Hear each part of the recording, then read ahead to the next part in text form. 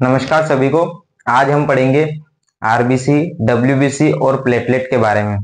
RBC क्या होती है, डब्ल्यूबीसी क्या होती है, प्लेटलेट क्या होते हैं, आरबीसी बढ़ती है तो क्या होते हैं, डब्ल्यूबीसी बढ़ती है तो क्या होता है, और प्लेटलेट घटते हैं या फिर बढ़ते हैं तो क्या होता है। आज हम पढ़ेंगे आरबीसी के बारे में। आरबीसी जिसे अपन बोलते हैं red blood cell, red blood cells. पीछे लेक्चर में हमने पढ़ा था रेड ब्लड सेल का लाइफ स्पैन 120 डेज का होता है। 120 डेज का होता है। आरबीसी कितनी मात्रा में प्रेजेंट रहती है?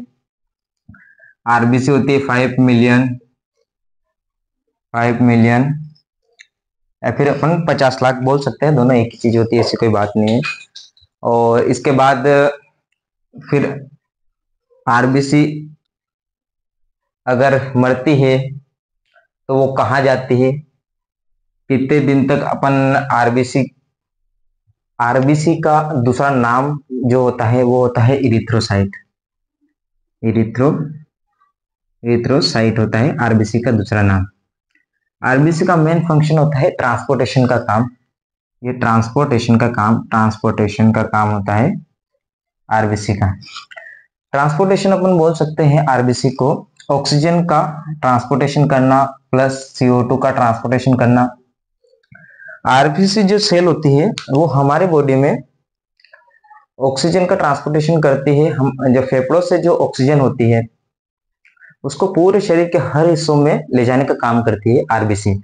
और पूरे शरीर की जो कार्बन डाइऑक्साइड होती है, CO2 जो होती है, उसको वापस हमारे लंग्स में लेके आती है, फेफड़ों में लेके आती है। इसका मेन फंक्शन होता है ट्रांसपोर्टेशन का काम होता है आरबीसी का। इसके अलावा अपन जहां आरबीसी बनती कहाँ है, आरबीसी जो बनती है वो बनती है बोन मेरो के अंदर। बोन मेरो के अंदर आरबीसी बनती है। आरबीसी के अंदर सबसे ज्यादा आयरन प्रेजेंट होता है। सबसे ज्यादा आरबीसी के अंदर जो होता है वो आयरन प्रेजेंट बोलता है। अपन बोल सकते हैं एक लौह युक्त आरबीसी जो होती है वो एक लौह युक्त होती है जिसमें ऑक्सीजन प्रेजेंट होता है।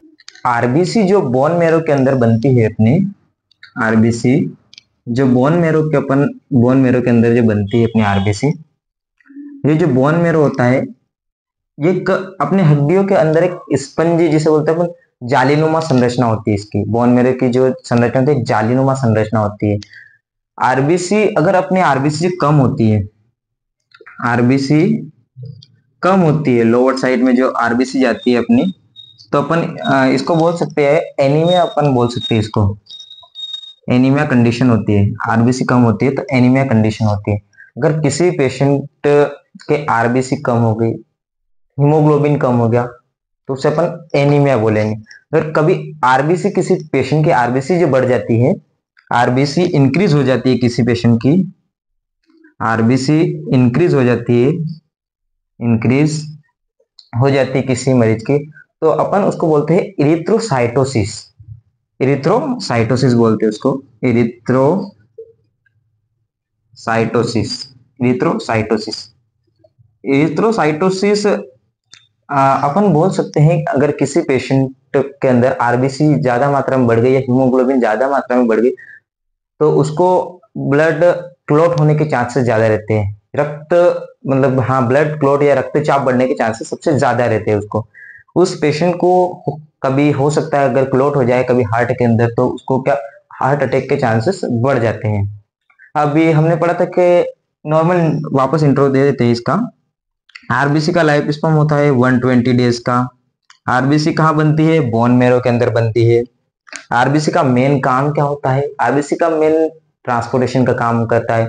ऑक्सीजन को ले जाना, वापस ऑक्सीजन को छोड़ना लंग्स तक, या आरबीसी का काम तो प्रोटीन, आरबीसी के साथ में प्रोटीन को ले जाना फिर वापस लाना, ये ट्रांसपोर्टेशन का काम होता है अपना आरबीसी का। आरबीसी कम एनीमिक कंडीशन बोल सकते हैं, ज्यादा हो जाता है एरिथ्रोसाइटोसिस बोल सकते हैं। इसके बाद अपन पढ़ेंगे अभी डब्ल्यूबीसी क्या होती है। डब्ल्यूबीसी का मेन काम क्या होता है ये अब पढ़ेंगे अपन। थोड़ा इसको मिटा देता हूं मैं। अब हम पढ़ेंगे डब्ल्यूबीसी। डब्ल्यूबीसी का पूरा नाम होता है white blood cell, white blood cell. WBC का दूसरा नाम क्या होता है, इसके अलावा डब्ल्यूबीसी क्या काम करती है, ये सभी अभी अपन पढ़ेंगे इसमें। डब्ल्यूबीसी का दूसरा नाम होता है ल्यूकोसाइट। ल्यूकोसाइट, डब्ल्यूबीसी का दूसरा नाम होता है ल्यूकोसाइट।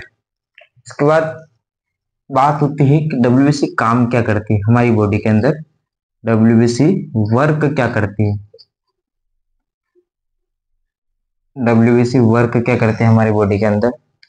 डब्ल्यूबीसी का मेन काम होता है बॉडी के अंदर डिफेंस मैकेनिज्म का, प्रतिरक्षा प्रणाली, जिसे अपन बोल सकते हैं हिंदी में प्रतिरक्षा प्रणाली। डिफेंस मैकेनिज्म, जैसे हमारे शरीर के अंदर कोई भी बाहरी इंफेक्शन या कोई बाहरी एंटीजन हमारे शरीर के अंदर आया, तो डब्ल्यूबीसी जो होती है हमारे शरीर के अंदर डिफेंस का काम करती है, उससे लड़ने का काम करती है डब्ल्यूबीसी। क्या होता है मेन काम इसका, डब्ल्यूबीसी का वर्क जो होता है डिफेंस मैकेनिज्म, डिफेंस का काम होता है डब्ल्यूबीसी का। अब कोई बोलते कैसा डिफेंस करती है, तो अभी जो बताया मैंने आपको, इन्फेक्शन से लड़ना या कोई कुछ भी इन्फ्लामेशन हुआ, इससे मेन लड़ने का काम होता है अपना डब्ल्यूबीसी का। डब्ल्यूबीसी अगर किसी मरीज की बढ़ रही है, किसी मरीज की जो डब्ल्यूबीसी बढ़ रही है अपनी, तो डब्ल्यूबीसी बढ़ने के बहुत सारे कारण हो सकते हैं। या तो उस पेशेंट को तनाव है, डिप्रेशन जा रहा है मरीज, या फिर कोई उसको बीमारी है, इन्फ्लामेशन है उसके अंदर, या कोई लीवर डिजीज है उसको, या फिर उसको अपन बोल सकते हैं कि कैंसर है। कैंसर में डब्ल्यूबीसी बढ़ती है, डेंगू में डब्ल्यूबीसी बढ़ती है। अगर किसी मरीज की डब्ल्यूबीसी कम हो रही है, कम हो रही, किसी अपन कीमोथेरेपी करवाते हैं, उसमें मरीज की डब्ल्यूबीसी कम होती है, कीमोथेरेपी में मरीज की डब्ल्यूबीसी कम होती है। इसके अलावा इसका डब्ल्यूबीसी अपन डिटेक्ट कर सीबीसी के अंदर इसको डिटेक्ट कर सकते हैं अपन, डब्ल्यूबीसी को सीबीसी के अंदर आराम से डब्ल्यूबीसी डिटेक्ट होती है, क्योंकि सीबीसी के अंदर RBC, WBC, platelet, MC, MCH, सारी चीजें डिटेक्ट होती है उसके अंदर। और इसके अलावा बोन मेरो सही से काम नहीं कर रहा हो तो डब्ल्यूबीसी सही से नहीं बनती है। ये सारी चीजें होती है अपने डब्ल्यूबीसी कम होने की, डब्ल्यूबीसी बढ़ने की। अगर किसी मरीज की डब्ल्यूबीसी बढ़ रही है, increase WBC, increase WBC, increase WBC, तो उसको अपन बोलेंगे ल्यूकोसाइटोसिस, ल्यूकोसाइटोसिस बोलेंगे उसको, अपन बोलेंगे ल्यूकोसाइटोसिस। अगर किसी मरीज की डब्ल्यूबीसी डिक्रीज हो रही है, कम हो रही है, डिक्रीज हो रही है, तो उसको अपन बोलेंगे ल्यूकोपीनिया, ल्यूकोपीनिया। डब्ल्यूबीसी 5 प्रकार की होती है, 5 टाइप होते हैं डब्ल्यूबीसी के, type of WBC, type of WBC.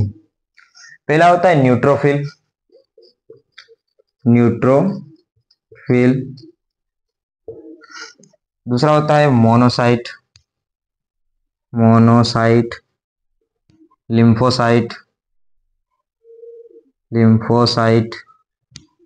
उसके बाद होता है, चौथा होता है बेसोफिल, बेसोफिल। और ईस्नोफिल, ईस्नोफिल, ईस्नोफिल। इसमें बी सेल और टी सेल दोनों रहती है अपनी, इनके अंदर बी सेल और टी सेल दोनों। प्लेटलेट, प्लेटलेट का दूसरा नाम होता है थ्रोम्बोसाइट्स, थ्रोम्बोसाइट्स। प्लेटलेट का मेन काम क्या होता है, प्लेटलेट का शेप जो होता है वो एक डिस्क शेप होता है, डिस्क शेप होता है प्लेटलेट का। और इसका मेन काम होता है ब्लड फ्लो को रोकना, रक्त स्त्राव को रोकना, या फिर कहीं लग जाए अपने चोट तो उसका थक्का जमाना, रक्त का थक्का जमाना, ब्लड को क्लॉट करना। इसका मेन काम होता है ब्लड फ्लो को क्लॉट करना। इसके अलावा ब्लड क्लॉटिंग का इसका मेन काम होता है ब्लड क्लॉटिंग। अगर किसी मरीज के प्लेटलेट रहने चाहिए, किसी मरीज के प्लेटलेट काउंट जो रहने चाहिए प्लेटलेट्स काउंट जो रहने चाहिए वो रहने चाहिए 1.5 लाख से 1.5, 1.5 लाख से रहने चाहिए 2.5 लाख तक, 1.5 लाख से 2.5 लाख तक रहने चाहिए प्लेटलेट काउंट। अगर किसी मरीज के प्लेटलेट काउंट बढ़ जाते हैं, किसी मरीज के प्लेटलेट काउंट बढ़ जाते हैं तो उसको अपन बोलते हैं थ्रोम्बोसाइटोपिनिया। थ्रोम्बोसाइटोपिनिया को अपन बोलेंगे प्लेटलेट काउंट बढ़ जाते हैं, increase platelet count, increase platelet count, तो उसको अपन बोलेंगे थ्रोम्बोसाइटोपिनिया। थ्रोम्बोसाइटोपिनिया मार्कर थोड़ा कम चलने लगा है। और किसी मरीज के अगर प्लेटलेट डिक्रीज हो रहे हैं, प्लेटलेट कम हो रहे हैं, तो उसको अपन बोलेंगे थ्रोम्बोसाइटोसिस। थ्रोम्बोसाइटोसिस उसको अपन बोलेंगे थ्रोम्बोसाइटोसिस। कम प्लेटलेट कम होने के कारण बहुत सारे होते हैं। इसके अलावा किसी मरीज का बोन मैरो सही से काम नहीं कर रहा हो, या फिर उसको कोई डिजीज हो, उसको कोई इन्फेक्शन हो, किसी प्रकार का इन्फेक्शन हो, किसी प्रकार का इंफ्लामेशन हो, ये सारे प्लेटलेट कम होने के कारण हो सकते हैं। आज हमने पढ़ा आरबीसी, डब्ल्यूबीसी और प्लेटलेट, तीनों चीजें आज हमने पढ़ी। ये ब्लड का एक टॉपिक था और एक प्लाज्मा था अपना, प्लाज्मा पूरा अपन पढ़ेंगे। आरबीसी में जो आप समझा हो आपने, डब्ल्यूबीसी में जो समझा हो, प्लेटलेट में जो समझा हो, वो आप कमेंट जरूर करें। आपको कैसा लेक्चर लगा है आप बिल्कुल समझाएं। अगर आप कमेंट करेंगे तो मुझे भी लगेगा हाँ कि मैंने कुछ समझाया है, कुछ पढ़ाया है। आप एक बार कमेंट जरूर करें। इसके बाद अपन और भी टॉपिक आ रहे हैं अपने हेमेटोलॉजी के अंदर, वो सारे टॉपिक हम पढ़ेंगे। अभी इसके 2-4 टॉपिक कंप्लीट हो जाए उसके बाद अपन पढ़ेंगे एनाटॉमी फिजियोलॉजी, फिर माइक्रोबायोलॉजी पढ़ेंगे अपन, फिर बायोकेमिस्ट्री पढ़ेंगे। पहले ये 2-4 टॉपिक आप पढ़ लीजिए। अगर आपको अच्छे लगते हैं आप कमेंट करिए, तो फिर हम आपको आगे भी पढ़ाएंगे। धन्यवाद।